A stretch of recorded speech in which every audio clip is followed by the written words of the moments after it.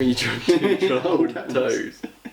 That's not alright. Freaky dicky. What can I do? Hey, what's up everybody? My name is Courtney-Jai. Welcome back to my channel. Today we are having a round table discussion. Oh, fucking hell. Look at the round table.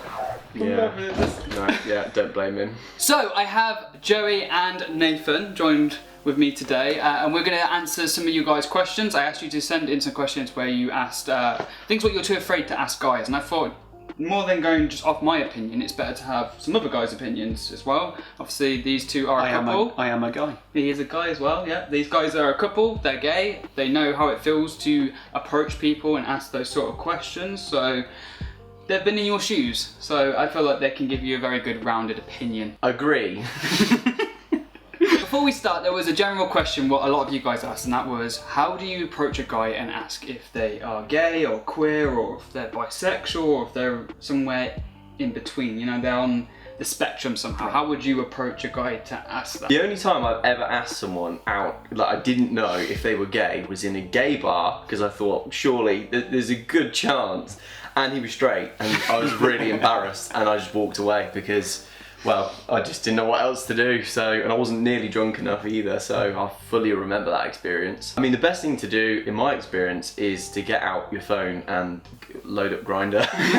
If they, I'm going to say that again. What was I going to say?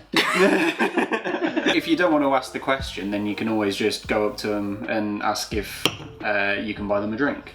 Yeah. Like, if they say, like, no, I'm alright, then well, A, they're either not interested in you, or B, they're not gay, and if they say yeah, then yeah, it's a great way to open up a conversation. Yeah. Maybe don't ask if they're gay, maybe ask like, are they dating anybody, or what their preference is or something, because I feel like asking someone if they're gay can sometimes be it's like the no-no word with a lot of straight guys. It sometimes enters like stereotypical territory as well, like people might jump to the conclusion thinking, yeah, do you think I'm that way inclined because of this, and rather than thinking of the positives, they think of the negatives sides of it. Yeah. So Perhaps it's lead with a compliment. Yeah. I mean, if Like, someone came yeah, up to me and that's a good said like, oh, I hope don't mind me saying, but I think you're really attractive, you know, see how that goes down. like, yeah, that might be taken a lot better, because that you're not making an assumption of them then, you're just paying them a compliment, which is a lot more nicer to get. If someone was just like, I'm very flattered, but I don't swing that way. Even a straight guy will take that as a compliment and will politely say no if they're not that way inclined. This is really cool, it's not a question, but someone actually said this video would be really cool if you guys were in it. They said, I feel like this video would be really cool if you did it with those neighbours of yours. So, you guys. Neighbour. And I think this is a brilliant question from Just a Gay. I don't know if that guy, okay. Just a guy, I think. Just a, yeah. Or it might be just a gay. I'd probably say just a guy. Just a guy. G-H-A-I. Just a guy. Yeah, maybe just a guy. Yeah, because it is like Thai, but with a G. Yeah. Right. But it could be like Jay, which is my second name. It's pronounced Jay. Yeah, but your name is wrong. Courtney-Jai, no. Oh yeah, bye. Okay. Bring a new Jaya. Children. I'm 23 and just now starting to accept my sexuality, but I'm an MMA fighter. I don't know how to tell who would possibly be comfortable knowing it and who would handle it poorly. I don't want my partners to stop training with me and have to change gyms if I confess, but not telling anyone feels like I'm living a secret. That's a fair point, you know, because there's a couple of elements to this that I'd like to touch on. So firstly, obviously, it's quite a masculine guy, I'm guessing, masculine guy to be into MMA sort of thing. So there's, you know, maybe the negative stigma that comes with, or not negative, but maybe there's the presumption from people that because you're gay that there's, you know, an ultra feminine. We've actually spoke about this. I think Yeah, with you guys, stigma. because I see you guys as quite masculine guys. Yeah. Right? And as gay guys, you even said like you hate that there's this stereotype that like every gay guy is femme. Like, at the end of the day, you know, it's just sexuality is not a personality. Yeah, that's the I've best said way that to to you a put it. couple of times. Yeah, well, I'm going to coin it. Still my friend. It's a new situation in which you've got to essentially out yourself. Yes. I had this at my job. We all kind of do, you know, when you go into a new workplace, they don't know who you are, and there comes that point where you're like, okay, do I just say like, you know, hi, I'm Joe, I'm gay, or it's just random, isn't it? If I have one of those stickers, I'm gay. I'm gay. You need to like orchestrate a situation in which you can sort of come out sort of naturally. My manager actually took me to one side. We had a 1-to-1, and at the end of the meeting he said, "Oh, and by the way, I think you're with a guy called Nathan. You could have always told us this. You didn't need to hide this from him." And I was like, I didn't really consciously hide it, but I just didn't know. And then after a while, it just became this thing. And so I completely get where this guy's coming from. If it's like a case of, how do you get that sort of initial, oh, by the way, I'm gay. Straight people don't say, "Oh, by the way, I'm straight." So why do you feel the need to say, "Oh, by the way, I'm gay"? Like I say, unless they're quite close friends and you hang out with them outside of the MMA world, there's kind of a time and a place for it. I don't think you have the need to out yourself to them. But it sounds like he wants to. So because some people really do want to let their pride flag fly. So hey, if you want to come out to them for whatever reason you feel like you want to, then just do it. I mean, the repercussions will be the same as anywhere really, coming out to anyone. You just have to deal with the fact some people aren't going to like it. They might refuse to spar with you or fight you or whatever, but that's their loss. And to be honest, it just makes them look like an idiot. I've got a question for you now, right. Because this guy's obviously into sports, doing MMA, and I know you were quite sporty. Yeah. So you did football, you did rugby, that kind of thing. Yeah. Did you ever tell anybody on your team that you were? No, I pretty much just kept it to myself. Like I've just said, it's not really their kind of place to know, and I was never really that close to them. And if I was close to them and I hung out with them outside of the sporting world, then obviously they would have known. But that was your choice though. Yeah, that was my. That's what you choice. felt comfortable doing. You told who you felt needed to know, and you didn't tell people. But it wasn't because you were ashamed. It's important to know. And you still enjoyed playing football, didn't you? You still had a laugh with the guys when you were there. You still and that's one of the things. Like, just because you haven't told them doesn't mean like you have to hide anything. Just be yourself. At the end of the day, it's, as we said, sexuality is not personality. What would be really good is if, like, when you come out to them, like mid-fight, that they're like, "Oh, me too," and then you end up like having a thing. That's your fantasy. You got me like a ground and pound, and all of a sudden you just start kissing. All right, Just imagine you in like some wrestling game, like. Is this why we play fights so often? First rule of Fight Club is you don't talk about Fight Club. You tell the other guy you like him. Second rule of Fight Club, you got to kiss each other. Do it. Third rule of Fight Club, just go with it. Shh. Okay, no, that's a bit weird now. Don't kiss anyone who doesn't want to be kissed. Just sit there stroking their hair. You just feel them lick your neck. Suck anyone. That's for when I'm sick. Sarah, and she asks, "I literally don't understand guys. Why do you guys play hard to get? Why do you guys act all weird around you? And why do you guys not text back?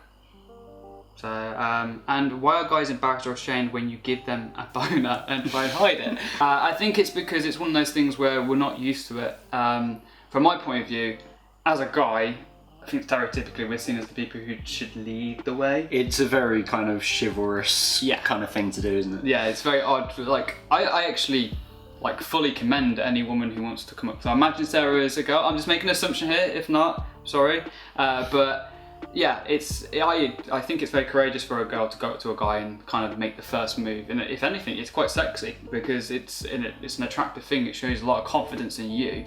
If a guy acts weird to that, it might just be because they're a bit put off guard from it. This person's younger and they're talking about a guy that's their age.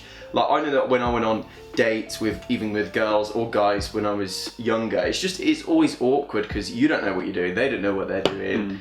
And the whole playground, I like you, but now I need to be mean to you or ignore you, that sort of thing. Or the harsh reality might be that they're just not that into you. That is true. It happens, you know. So maybe they might be gay. Yeah, that could be. That's maybe what that didn't work because they just don't know how to respond to that properly. Your mum's a hoe. I mean, the question said, like, why do guys get weird when you give them a bonus? So I'm guessing that, like, there was an intention there to give them an erection. Yeah, it might be like how guys perceive their junk essentially. Like, you know, like a lot of guys might be a bit put off with that getting up there because it might be too big, it might be too small, it might not be what you expect it to be. So like, I would shy away from that. If I've got, What are you talking about? if I go on like a first date or something and I get an erection, one, that seems a bit embarrassing because I'm kind of like, Well, you mean just randomly? well, yeah, if they're giving, I don't know how they. How are they giving you an erection? I don't know. Like, You're just sat there eating dinner and you're like, uh-oh. I would just say they're just a bit self-conscious. Maybe it's a good thing to talk to them about it. Try and ask them. That would be the best way to deal with that. Drawing attention to it might be dodgy. Well, it depends if they're acting like weird because you've gone to like, I don't know, strip their leg or something. Right, and yeah, they've gone, yeah. whoa, and you'd be like, oh, okay, was that not Yeah. what Yeah, you you just ask them that. Yeah. It's always communicate, in my opinion. If I got a boner and kind of wasn't sure the other person meant to give me a boner, and I was a little bit like, ooh, I kind of want to hide it, but they've seen it, you know, it might be one of those situations. Yeah, that's the thing, where it's that kind of unspoken thing whether or not you want to actually act on it, or you know. Yeah, arousal's nothing to be ashamed of. You know, maybe just be vocal about it, saying that you take it as a compliment, even if you're not obviously planning on going anywhere with it. Yeah, that's perfect. So this is a great question because it's less about sex and sexuality and more about the aftermath when you actually want to be with somebody. So if I were in a relationship, I think it would be awkward to talk about financial stuff, like who's paying for what and all that sort of stuff, especially when you live together. This is from Mohammed Abid. Now, this is really good. Me and Joey and Nathan talk about this stuff a lot because we are couples and we talk about our general lives and how we get along with stuff anyway. And how I deal with my financial side with April is very different to how these guys do it. So for me and April, basically we each earn our own money. We have like a joint account which we put money into covering like our main house bills, and then what's my money is my money and what's her money is her money, and obviously we treat each other and all that, and that's kind of how we stick to it, and it works for us. That doesn't work for every couple, and I think Joey and Nathan have a very different approach, so I'll let you guys take over. How do you guys take your financial situation? So we earn slightly different salaries. Joey earns quite a bit more than I do. We try and divvy up all of the expenditures and everything like that proportionately to how much each of us earn. So Joey will take up more of the bills than I do, but we try and keep it relatively even so that we each have a bit of like spending money towards the end of the month, and then that's pretty much how we do it. Yeah. Going back to the point of the question being, I think the person saying like, how do you talk about it with your partner?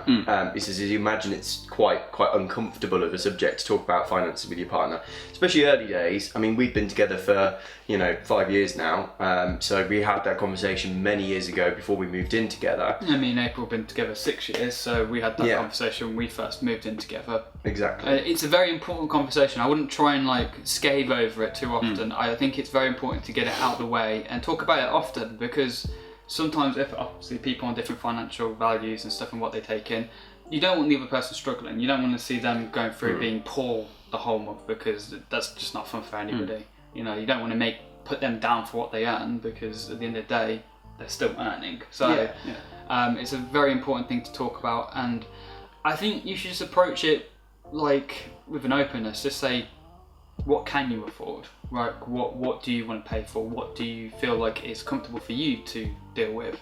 And hear their point, and then make your point, and then try and come to like a joint conclusion of where you think would be comfortable for both of you. Right, everybody, I hope you have enjoyed. So everybody, I hope you enjoyed this video. It's going to be a longer one, and I hope to do these more. It's going to be a longer one. 4 hours of it. This outro is now even longer because we've talked about how long it has been. I hope to do these videos more in the future. Also, some big news. Joey is starting his channel. He's shaking his head. He is. I've given him all the equipment. He has no way to get out of this now. He's signed the contract. No excuse. So you should go and subscribe to his channel right now. If you want to see me do nothing, because I have nothing to do, I'm not an interesting person, I have no hobbies and nothing unique about my channel, then go and subscribe to my non-existent channel right now. You've basically just subscribed 90% of YouTube. I'm gonna say love. I'm not doing it. Alright. doing it.